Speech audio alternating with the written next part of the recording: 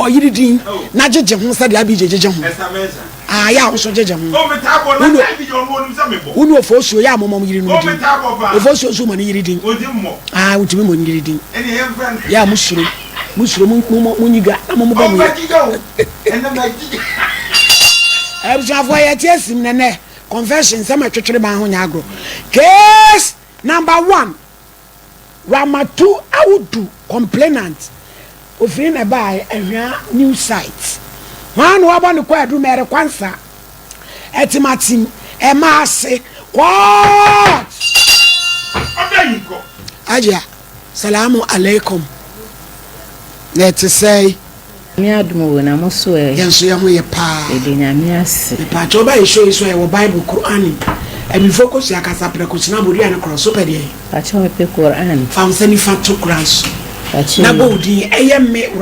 Ramatu Audu me sada Quran so pa cho me sada Quran so sama America sa sama America mi tro pa cho mi ni tro e no kra nko a Allah boa me order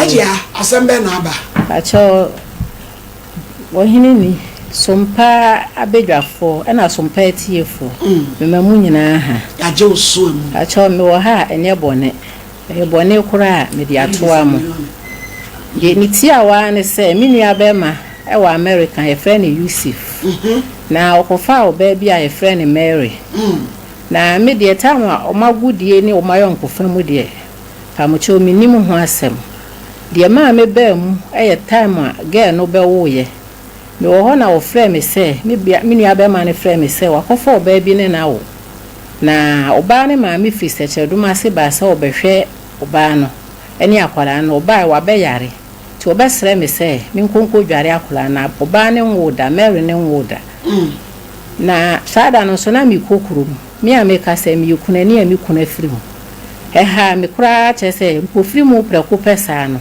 ana me ya ni se mi kokuru mu no senko me sra de afiri ho adenti na wo ka se wonko na wo se mi di de wo ka no so enti wo sende me ga ne number e ma me frɛ ga no ana wo kyerɛ me ba bia wo e wo ma ase ho ana me kwati metim danhye minim ho nti me fa dropping ana me de koye me koye me ko hu no ko fa akwala ni dware no me koye na fruma no de di kan me finfine ne na ate na de nto aso ne nti na e ma akwala ne nyanna me na me kote di twato because no munnim nani so ampa ade a chen me san ko bie mu ana pa ko dware akwala no na nwumre me koye na ma me na banti me dware ni wie na ga ne ma ani yi na free hospital amena ba nti me dware ni wie na me ba fie na me ka che me nua ba ma ne se ma me na ba minti me san to aso esa minti me nya kwan ko dipa emfa nhwe nkwala nti ma me na ba de ya on to aso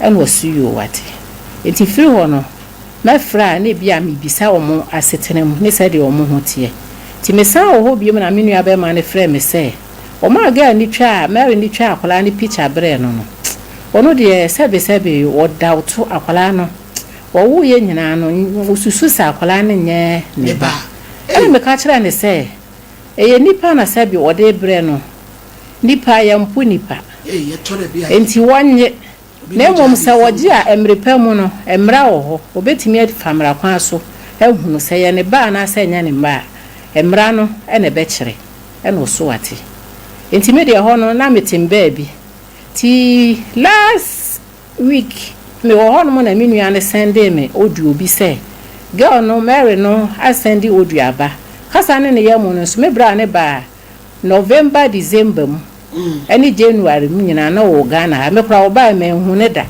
na me ne kasa bet na minim so aba Ghana ti da ko no ka kya me se waje leave 3 months e be hwe ne ho yare e wo Ghana ase na wo me ge no so wakoye die ne bet Mary ni nim se wa ba kuro mu ha na emom osma me bra ba ko sa me bra no so se bia bibia wo de koma omo a me bra no wo de si ne so no wo de afro ka akoma wo mo enti ono koye ne sample e wo die ne office ho no okoye na pafiri ho no no ma me bra no so ko fa Mary ne akola no ko office ho no nti omokoye die ne no ni ti awa ne se na akola no enya ne ba ni moja ba kokora nim ate Listen, my way. Enti wo fra me ka kire me no nananom me yo baatan eye me yie because no ahwe na ma afiaba.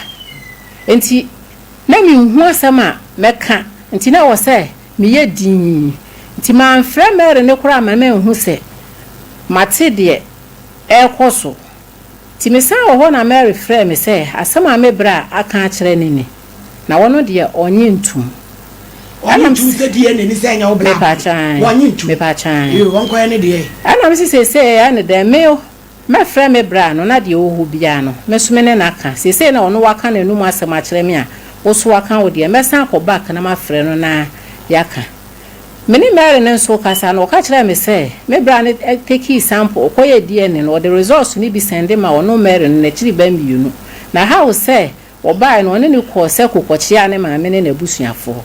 Na se wona na koye die ne kura nya ni nua ketua no obesende e de ama no bibisa me bra no ka che me se ma me ni enyusu WhatsApp phone enti ena ma ne fa ni nua no so a wo de sende ma no ena me ka che me re ne se ofin se ni nua na waka kire na e ha na onyi ne ma me number ma me ya me frɛ ma me no ti me je number no na me frɛ me bra no ena wo se ko ho ena me se edi sa la wie ma bre me ho na me sisi enti wo de maame frɛ maame no nananom me frɛ maame ne maame ne kasai ana o ka kire me sɛ oba me bra na de a wo ye ne ya no ene ensem bebre oba no oba yare ne me bra na frɛ mi sase ne ho te sen da ana mso ano de e wone na ase no entam asem aba na ye kan ho asem sami wo bi anka mama medidi na tema enka Mary ena medi na tem nya ne maame meni maame nanu mu kasa nyina me recordo yi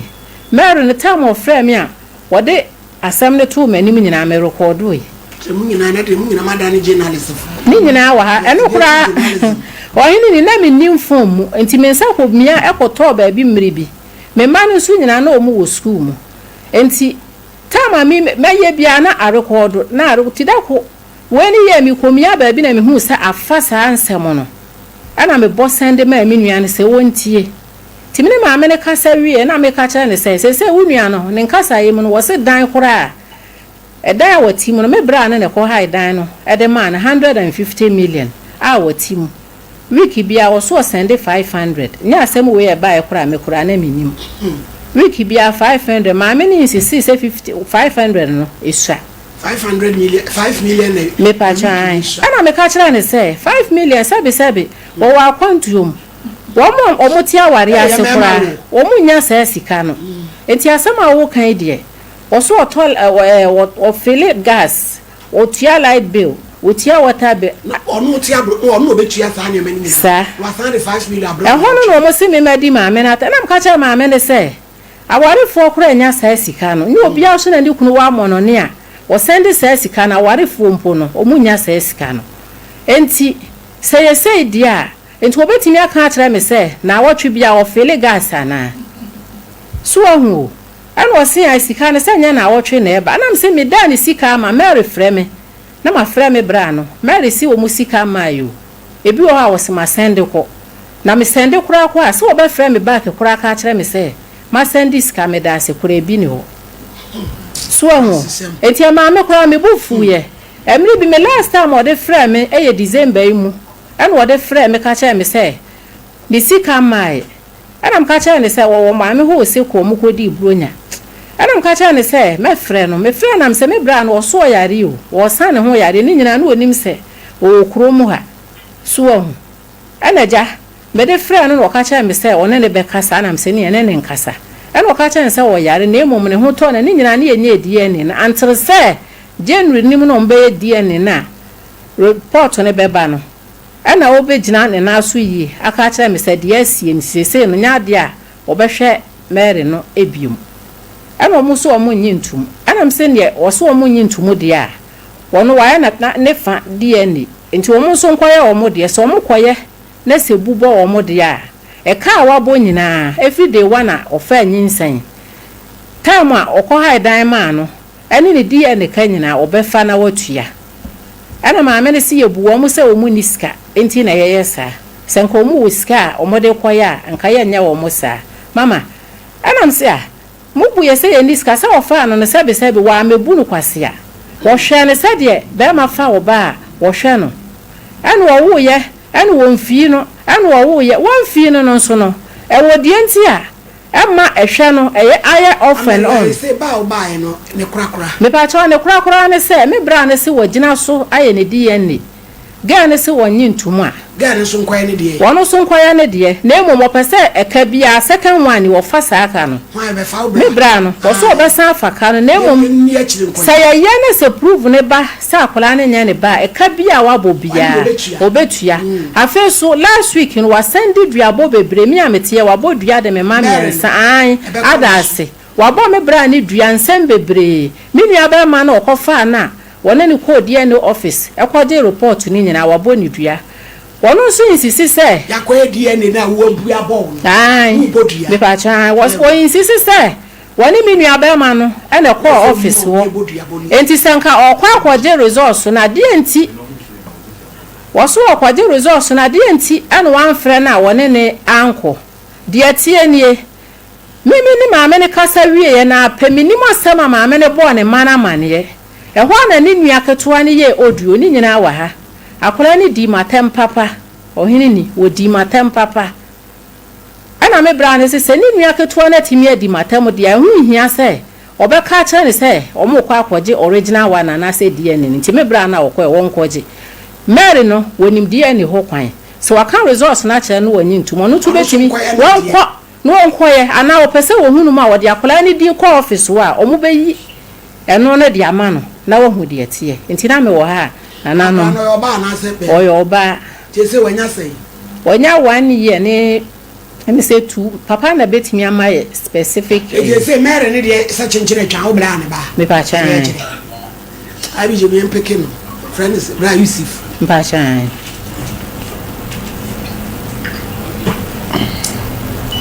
hello bra Yusuf.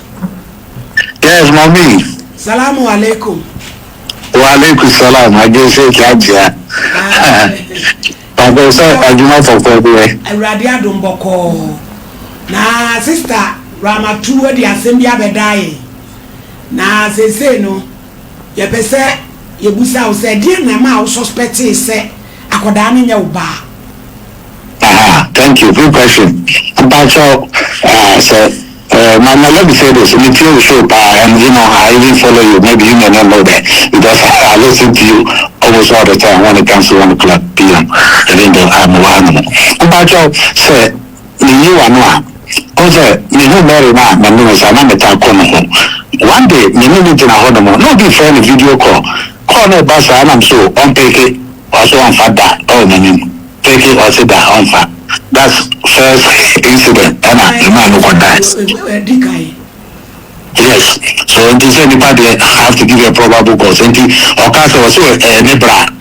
And the America say, oh, bra, grana. If you are not support to, or you say, only be pimpana, and to go to my other and do the fat. Ufa grano casa, most only Bama say, so only Bama now. I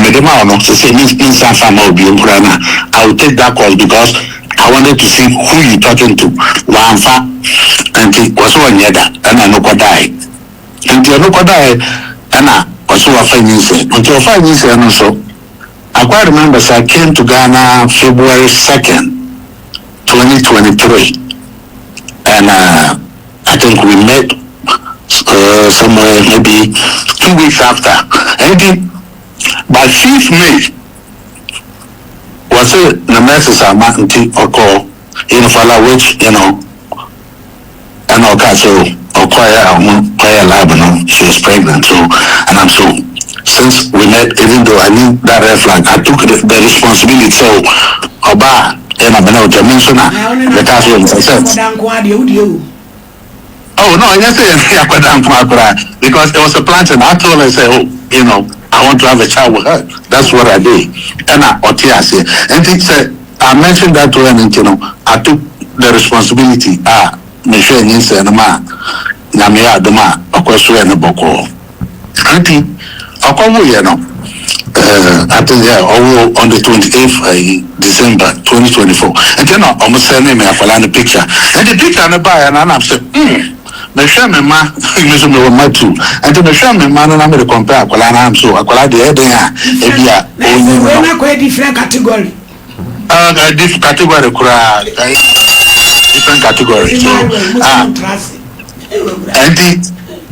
and mbajo se me kakwa onye mo no se na we na obeka se o no ko da o na oba no sise na me sin form na me se yanka no kure and dem no ma me kura di adanse and dabi o ma me ka he ne se na de na Mary wo ye no as a one per me bano ne akwala ni manhwe because I saw something you see the person only proof I need as well you cannot conclusively say but what you say and to make us or the anybody wow or say me ba fine and me sure akwala na ko pem say make me idea and lo and behold the fair schedule appointment that were American embassy send me akwala no passport and my one also grandma IBJ say until the appointment date was November 25th and to me back and me busa no even though when you some about and me busa and say hey me akwala no birth set or the birth set and my akwala wa wono almost a year no birth set and me so me say akwaya me investigation and I'm catch am so birth set na ba almost a year I'm about begin April no mukura wow but on no catch am so what the BBC na niaba me de DNA no ba money so me catch am so okay say me de manya di can schedule appointment and be me passport ma kwala no say be adache make me de na ba and on catch am say me go DNA no na kwala no me ba me pata no na me jipe ne no semate me koye na ba ne sa kwala ne ba ni obia na ya ma no see you and send a message on the car and to maybe the car on Mukoya and about 10 and I'm a catcher me brand so okay on the Sonkofa Mary Naqualano or Munkoy and the other Omukoya no Muka take his sample no Yakoya no when you some man no now where or ya where some Mukoya she's away and you're near the back door yes she's away from get go until like I said send the number one my friend said or Casa and Tessa send it here no I know Casa said my sister can say, I know we need fighting for DNA, and I think I need to do a correction over there. The DNA was took place on the February 9th, and the results on about March 4th. So that's within 3 weeks, time frame. But who could boost on no marry now? And I say, better busumi results on a mother. So and the results on the buy now, the catcher and sister now. And also, one sister or no be any SYZ, and I'm so well. I'm not the one saying it. DNA and say akwalani nyameba. And if the DNA also say akwalani nyameba, why then do I keep taking care of somebody else's blood? Obi moja. Thank you. Kutupa wana ni kukupa ye. Mimi ntu mna msemane. Unyi ntu mono. Dia na opa chile. Wase obeko seko wa mishina kure medada. Na mso fakwe. I mean, say me misi siwa. And I would shop and I'm so upon Funky ni obeba be catcher Mrs. Anisa Nkoko Bubiano, Nanyama one could say when say, Nema catcher and say, Mujadi Yampo. And my Aquadao. And I don't need your Babetta say, on what acquisition, I was a DNA fake. And your original, a fake. And I also, a so called my business or cat a fake, Manka only copy no, and the call. DNA center na yakoye na obiye I said that for me what's it and I make and me decide so ka say animu ya yansan ko bi and me decide say animu ya wan be tuaka what's it me na so that me manya kwa ko tuya we no me san ko tuya so bi an ni afra na so la sa ka hunu ni bi mo yes nya home asamo no di na rumu ko ye ofan but Aunaga Junction, VIP parcel office, was the second floor. That's the location. Yes. Any blueprint. So, Makoye, one sacraning your bar. That's right. Almost some Koyomo dear, Omo Koyomo Diana, Udiana Uboa, a Camia Omo Ubetia. Now, what do you want to be saying this cover from Koebi? I don't know how much of a almost almost a new woman was here. baby I would see Matia, mommy. And you go na pay. Ah, what's it? I'm so. One na yenya yenya. I'm not going because you don't know the way. Obama, so he said, yeah. One moment, okay. Young quiet baby, yeah, Odian. Yabako baby for Neako, yeah, one pound sicker. So I'm quiet back, not granny or bar, and can be our boy, a bam watch Yama. And this I'm willing to pay. Thank you. Papa, to know where you are. Pacho Mate. You, everybody. You, Medasi Bobo. Say a program. Now, your life. Now, boy, be free, say. Was Solia Mache or don't so. In Tokyo Bia, and ne die opposite. Now, what is it?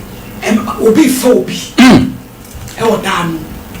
Just what you did, or do so. Your tea answer again, a castle be a Mikua consumer. My son was say, me fanachi. Why, fanachi. Now, the amount who say, Obi Phobi, or don't so much as any Jehovah. A personal.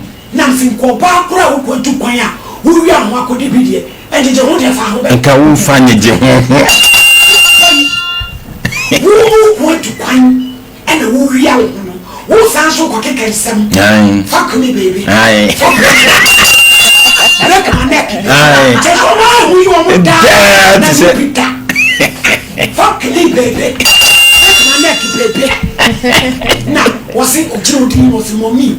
Obi you know na na twi sabe so ye twi da kede se da motobu etia mali na ofrani ti wo ba area we de nya atinchire twa won ti ase a wo suppose sika wo koye wo de ma ye ndira nya dansefo ye be di akire ye nya de wo be ko blueprint resource wo pa mo fan ko India sa na tie sa na sie de be tumi adane ane se ebia na kola no enye ma me so ba na ebia nye obi ba ama ye de na mamu na te sa dia bet sie no be sie ti ka dia wo wura isi dia ka prebi mo debi ma is a champion ya brand Ghana for my wa eni ti se ya bremo ai abremo so I will dance next year ya enti audio sini bi nu ya bore ye no adai na mutumi ni mema ba kontena adai Eshowa dwumza Matna se on so peso obu mi kwase ya wo so nsa hania eya oba Eshowa dwumza akwa na ya oba ba peso di me bone me ni akwa na bone a se ensu kwama dim na wo fansu onuma antwanya manku asante sinku mwachi wanku nekuma akumanku wonhwehwe wabusuanu onji ni paba akonfane nase afenso wadanfuna nne koye diani so wonni hubi paasa woni ni nyane pese mudi me bone eno ono nso di na chine me koya ono nso antwanya manku asante sinku mwachi wanku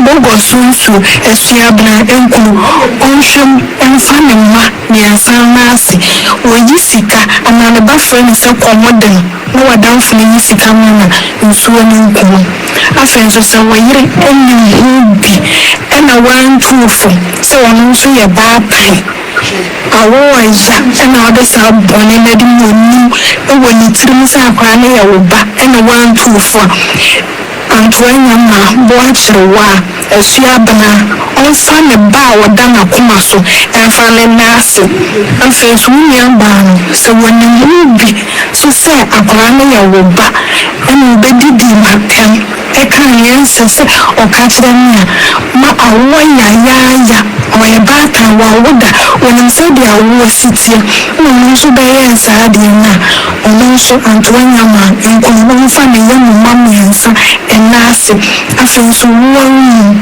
se wo papa wo da wo papa ko so papa anto na se wo papa twefo de frem ebisa se de ohesitia na wo so twefo abramba yini to ne twene ball bi so ram de me ho brum ye ntre brum ye me baby ananka ha me ne se kebia Mr. Yusuf baaye no wo ya ade ni secret na bi ofa akoda ne kunne ba wo ya we so mu koye DNA ena wudi a kire sa wo kwana kra ne kra ne ba won pataw e ko bu bo wudi a wo fra bo sum ya sa ma mi re na ria wo ba mu na ria wo be wo enua na wo bre no mi minum se wadane dane wade dadada e wo fio na we settings any entries ena wo ye wo ba na ria wo be wo DNA na approve no hey Mr. Champo ma ye kunu ma tu kwa ne mo da mo je ho na ka mo po de wo de ni e so tirim ko so wi awo ho we de wo no sa kekam break my neck baby fuck me baby hey ma ha mu ya mu do ma ha mu de ma ba wa bia ba ha mu ho de hey free Mr. Champo So long with us.